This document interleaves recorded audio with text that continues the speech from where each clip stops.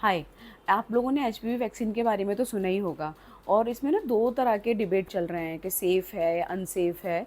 तो basically as a oncologist जिस तरह से कैंसर का इंसिडेंस बढ़ रहा है, मेरा तो यही मानना है कि जो भी कैंसर से बचने के प्रिवेंशंस हमें पता चले उन्हें ज़रूर फॉलो करना चाहिए। और ये वैक्सीन आज का ट्रायल नहीं है या एक दो साल का ट्रायल नहीं है। ये जब मैंने 2012 में पहली बार ये वैक्सीन लगवाई थी, उससे पहले से ये ट्रायल हैं। तो ये कम्प्लीटली सेफ़ प्रूफ हो चुकी है। अब तो मोदी जी ने हमारा इंडियन प्रोडक्शन भी लॉन्च कर दिया है और ये कैंप के थ्रू, एनजीओज़ के थ्रू बहुत से लोगों को लग भी रही है फ्री ऑफ कॉस्ट। और जो इंडियन वैक्सीन है वो बहुत सस्ती भी है। तो बेसिकली आज इस वीडियो में ये बात करते हैं कि एचपीवी वैक्सीन क्या होती है, किसको लगनी चाहिए, क्या इंडिकेशन है, बच्चों में कितना सेफ़ है, किस एज में लगना चाहिए, किन महिलाओं को नहीं लगवाना है, या क्या ये मेल और फीमेल सबको लगेगा, कॉस्ट क्या है, सब कुछ हम डिस्कस करेंगे। सो बेसिकली देखो, ये जो वैक्सीन है एचपीवी वैक्सीन, एचपीवी वायरस के अगेंस्ट है। ये वायरस वैसे तो हमारे एटमॉस्फेयर में मोर देन 200 टाइप का है, राइट।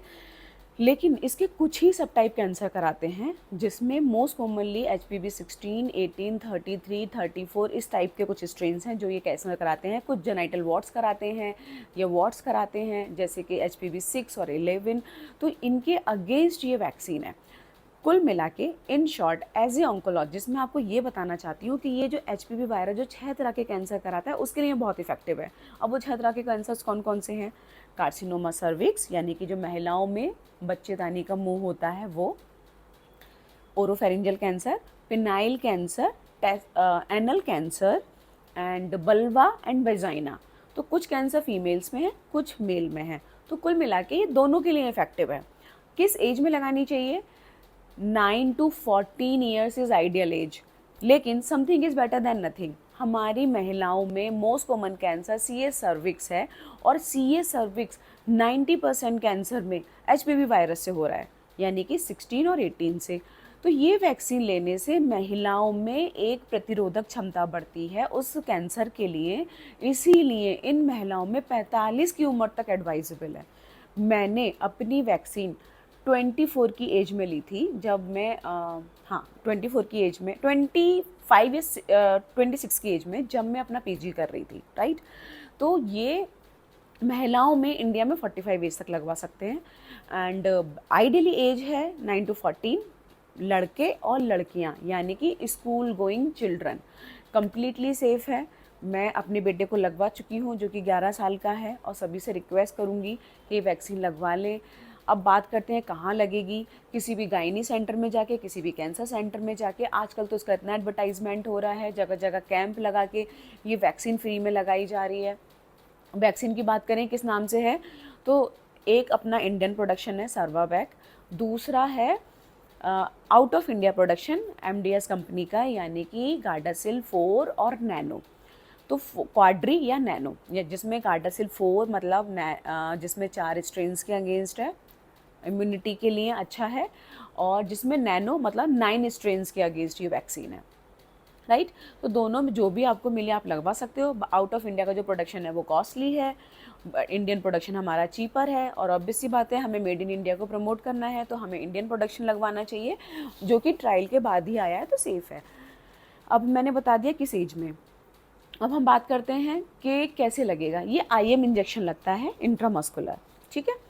डोजेज़ की बात करते हैं तो 3 डोजेज़ होती हैं जनरली। बच्चों में अगर आप 14 ईयर तक लगवा रहे हो तो 2 डोजेज़ 0 एंड 6 मंथ पे, लेकिन अगर 45 ईयर तक महिलाएं लगवा रही हैं तो 3 डोजेज़ 0 to 6 मंथ।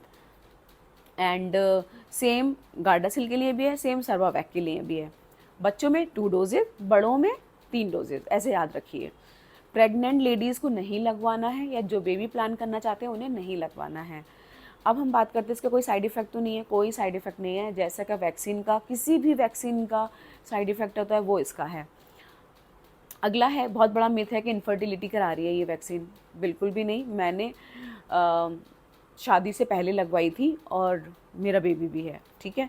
तो ऐसा नहीं है कि इनफर्टिलिटी करा रही है। और रही बात जिस तरह से आज की डेट में कैंसर बढ़ रहा है, भाई कैंसर से ऊपर और क्या प्रॉब्लम होगी, मुझे नहीं लगता। तो कुछ लोग हर तरह की बातें फैलाते हैं। आप ये देखो कि कौन क्या बोल रहा है, कितना उसका क्रेडेंशियल्स है। आजकल जहाँ इंडिया में लोग कुछ भी कैंसर के डर के नाम पे बेच रहे हैं, या नॉलेज स्प्रेड कर रहे हैं, सो कॉल्ड नॉलेज, तो इंडिया में कुछ भी हो सकता है। ये आपको अपना दिमाग लगाना है कि क्या कंज्यूम करना है, क्या नहीं कंज्यूम करना है। तो हम एचपीवी वैक्सीन की बात कर रहे थे बच्चों में, तो मैंने आपको बता दिया क्या लगवाना है, किस एज में लगवाना है, साइड इफ़ेक्ट कुछ नहीं है, किसको नहीं लगवाना है, कॉम्प्लिकेशंस वगैरह कुछ नहीं है। तो जाइए, सोचिए मत, अगर आपके घर में बच्चे हैं तो ये वैक्सीनेशन कराइए और अपने बच्चों को 6 तरह के कैंसर से बचाइए। कुछ फीमेल में कॉमन होते हैं, कुछ मेल में होते हैं, राइट। जैसे पेनिस कैंसर है तो बच्चों में, मेल में प्रोटेक्शन देगा, लेकिन सर्वाइकल कैंसर है तो फीमेल में प्रोटेक्शन देगा।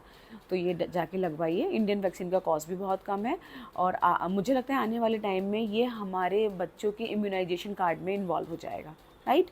तो आज के इस वीडियो में हम यही इन्फॉर्मेशन देते हैं। इसके अलावा मैंने और भी वैक्सीन से वीडियोज़ बनाए हैं, जो पेरेंट्स का कंसर्न है उस पर भी बनाया है, वो वीडियो आप जाके देख सकते हैं। होप सो ये वीडियो आपको हेल्प करेगा। अगर किसी का कोई भी डाउट होगा तो आप कमेंट करिएगा।